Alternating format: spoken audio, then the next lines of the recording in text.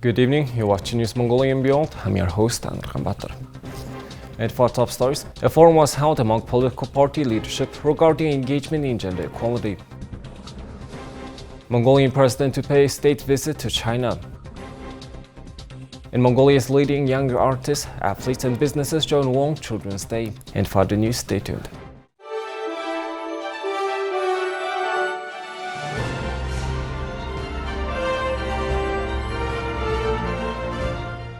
Currently, around 100 political parties are officially registered in Mongolia.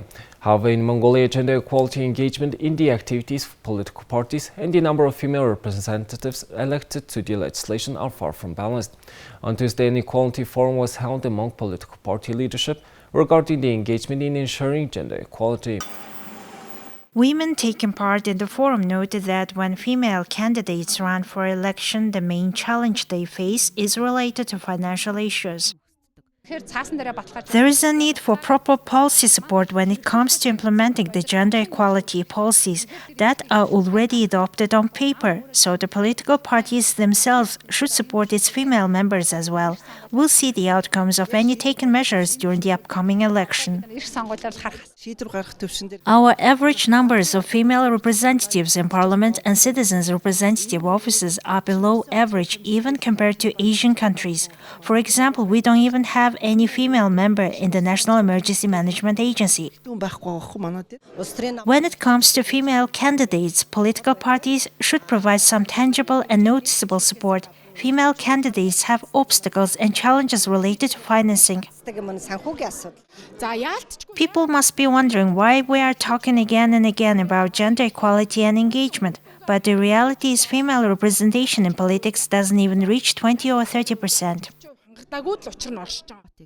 Women in politics face many obstacles such as financial inequality, stereotypes, glass ceiling, and so on. Participants of the forum agreed that there is a need to legalize gender quotas, implement often repeated recommendations, and adopt special rules for the financing of political parties and lists of candidates. World Children's Day is UNICEF's annual day of action titled For Children by Children. Every year on November 20th, the anniversary of the Convention on the Rights of the Child is celebrated in over 119 countries around the world. This day highlights the critical issues affecting children's lives and supports the engagement of children and young people in advocating for their own rights. In Mongolia, the Ministry of Culture and UNICEF have jointly organized a concert titled #GoBlue, where over 500 children were in attendance. The children got to meet their favorite social influencers in person and sang and danced together with the country's leading young musicians and pop stars. The artists also gave their personal pledge to the children to advocate for their rights as well as serve as a positive role model. The leading sportsmen from different sports types, including swimming, martial arts, basketball, boxing, and volleyball, have shared their wishes for every child on World Children's Day and called to work as one team for children's rights. As per tradition, many leading corporate partners have also joined the #GoBlue campaign by making commitments to child and family-friendly policies at work and beyond, as well as turning their offices and social pages blue in support to children's rights. UNICEF also lit the main peace bridge blue for the first time in Ulaanbaatar to commemorate World Children's Day. Now let's take a look at Mongolia's current affairs. The President of Mongolia, will pay a state visit to the People's Republic of China on November 27th and 28th at the invitation of his Chinese counterpart Xi Jinping. The Mongolian President will meet with his Chinese counterpart for official talks over the course of his two-day visit, during which they will also exchange views on matters pertaining to bilateral ties and cooperation. Moreover, the heads of state of the two nations will issue a joint statement regarding the development of the Mongolia-China Comprehensive Strategic Partnership and sign cooperation agreements. The national air carrier Myat Mongolian Airlines is operating its winter schedule. Notably, 2 direct flights are operated in the direction of Frankfurt, Germany, every Wednesday and Saturday. During high season in summer, the company operates direct flights 6 times a week, except Thursday. It has been reported that the price of a round-trip ticket to Frankfurt starts from 2.5 million Mongolian tokrux. The company stopped its flights to Berlin, Germany from March 2020. Thank you for staying with us. Now let's take a look at the currency exchange rates provided by Mongol Bank.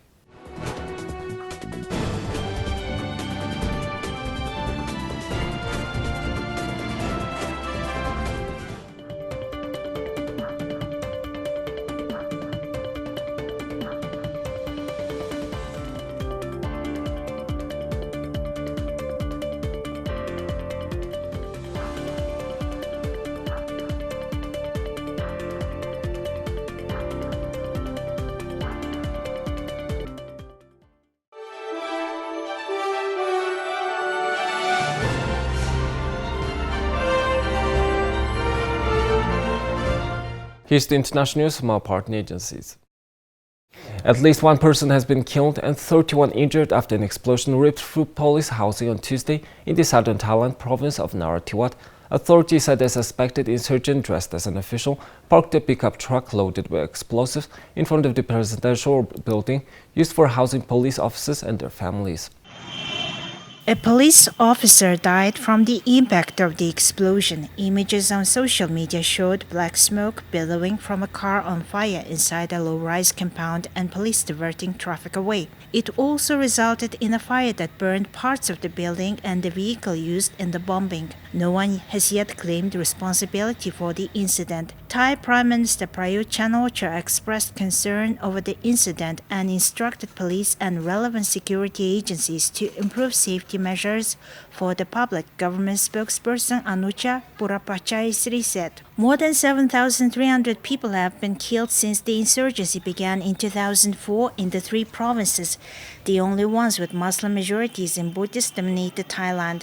Muslim residents have long charged that they are treated like second-class citizens, and separatist movements have been periodically active for decades. Heavy-handed crackdowns have fueled the discontent. Provinces in southern Thailand along the border with Malaysia have seen a decades-long low-level insurgency in which the Thai government has battled shadowy groups seeking independence for the predominantly Muslim provinces of Pattani, Yala, Narathiwat, and parts of Songkhla."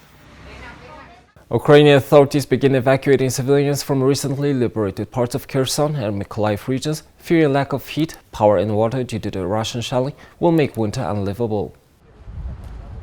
The World Health Organization has warned that millions face a life-threatening season in Ukraine. Authorities urged residents of the two southern regions, which Russian forces have been shelling for months, to move to safer areas in the central and the western parts of the country. Boarding a train on Monday, Tetiana Statnik, a local resident, has decided to go after waiting for the liberation of Kherson. "It was scary. We waited for our boys till the end. We waited for our liberation. We are leaving now because it's scary to sleep at night. Shells are flying over our heads and exploding. It's too much. We will wait out until situation gets better, and then we will come back home." Alexandra Barzinkova, another local resident, said she had been advised to leave. "Our boys are the best, and we would never leave Kherson. No one wants to leave their homes. But we were advised to leave because they have to warm us up, spend heat on us when it's needed for other people. Those who have somewhere to go should go and help Ukraine." Ukrainian Deputy Prime Minister Irina Vereshchuk said Monday that the government will provide transportation, accommodation and medical care for them, with priority for women with children, the sick and elderly. Vereshchuk last month asked citizens now living abroad not to return to Ukraine for the winter months to conserve power. Other officials have suggested that residents in Kyiv or elsewhere who have the resources to leave Ukraine for a few months should do so to save power for hospitals and other key facilities. Brazil's National Museum has reopened the external front section of its building to the public. The museum was severely damaged by fire in 2018. A former royal palace, it has an important historical meaning in this year, the 100th year of Brazilian independence. Brazil's National Museum has concluded the first stage of its reconstruction. The facade of the building has been restored and is now accessible to the public. The former royal palace held the largest collection of natural history in Brazil, consisting of 20 million items, among them collections of insects, arthropods, dinosaur fossils, Egyptian mummies, and indigenous ceramics. Around 80% of the collection was destroyed by a fire in September 2018. The three-story building's inner wooden structures and roof also burned down. 4 years later, the museum looks brand new, but only from the outside and just this side of the facade. Visitors can now access the building to see the facade and view an exhibition in the entrance hall dedicated to Brazilian minerals. One of the most significant moments was when we were recently able to open the historic facade to the public for visits. It was a great victory conquered by great effort from the people that are helping the museum, and also to inaugurate this room thanks to the Vail Cultural Institute, which made it possible to have pieces like this one. Inside the museum is largely empty. The 3 wooden floors inside the building collapsed and burned. The ashes were removed and around 2,700 artifacts were recovered and stored for future exhibitions. Walking through the building's ruins, it's hard to imagine what was once there before. Workers are now concentrating on the recovery of the front part of the building, which will be restored to its 19th century original shape. The remainder of the museum will have a modern design, but won't forget the fire of 2018. This palace was the home of royal imperial family, the only one in Brazil, which was also the royal family of Brazil, Portugal, and Algarve. Later on, when Brazil became independent, it was the home of the first emperor of Brazil, Peter I, and later of the second emperor, Peter II. Great care is being taken in the recovery of the building's architectural features. Destroyed inner wall ornaments are being reproduced using modern techniques. Outside the statue of Queen Leopoldina, who lived here with her husband Peter, the first ruler of an independent Brazil, is still in the middle of the restored palace gardens. The surrounding palace gardens are now a public park. The main entrance alley is lined with sapucaia, a tropical tree chosen by the Brazilian king. Surrounding the newly reconstructed roof are some decorative statues, many of which were destroyed by the fire. Portraying mythical Greek and Roman characters, they were placed here by the last emperor. Reproductions have been put up, while some of the original marble sculptures are now exhibited in the palace garden. The museum is expecting to run thanks to items gifted or loaned by private individuals and other countries, and will eventually restore its role of public space dedicated to science and anthropology.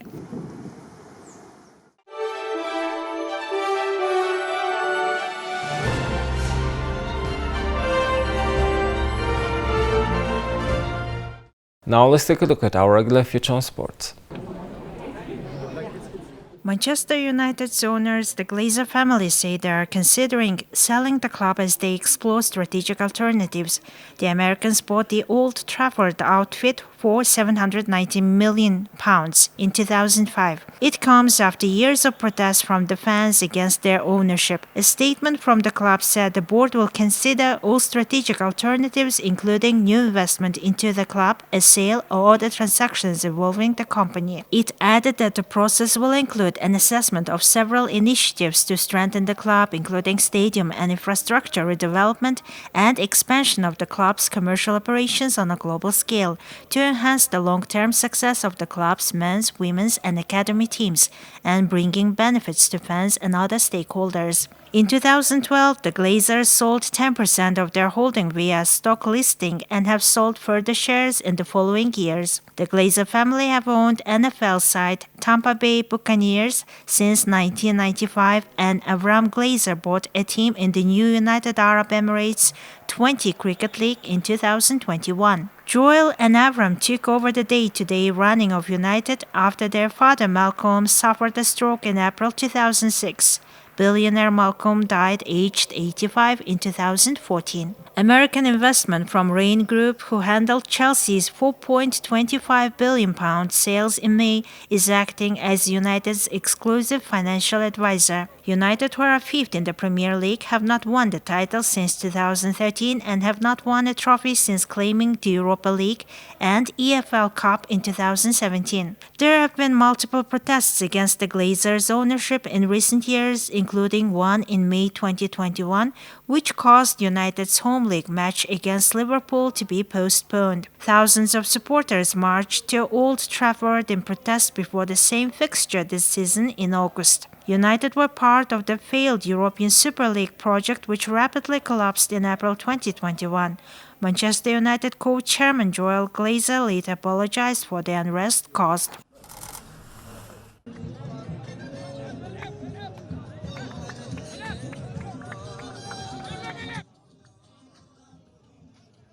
Saudi Arabia produced one of the biggest upsets in World Cup history Tuesday, beating Lionel Messi's Argentina 2-1 in an astonishing Group C match.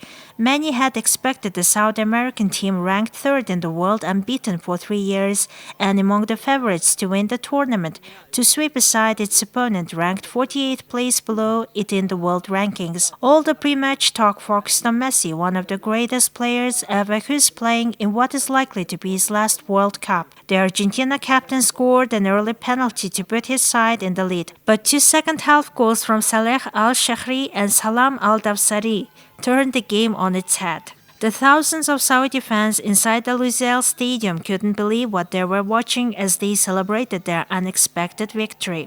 Such comeback hadn't looked remotely possible for much of the match.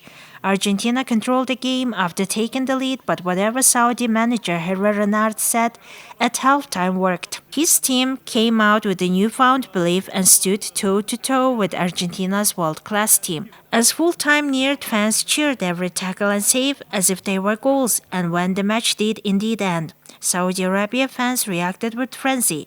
Both sets of players sank to their knees from disbelief and exhaustion. Messi, who so many had come see play, looked distraught as he walked off, with Saudi fans cheering his name ironically. According to sports data group Gracenote, which is a Nielsen company, Tuesday's result was the biggest upset in the history of the competition. The most surprising World Cup win ever, according to Gracenote, was USA's victory over England in 1950, with 9.5% chance of victory for the US team, but Saudi Arabia's chance of victory today was estimated at 8.7%, so takes over at number 1, it said in a statement. As much as this was a historic win for Saudi Arabia, it was a humiliating defeat for Argentina, who capitulated on the biggest stage. Here's the weather forecast of all major cities.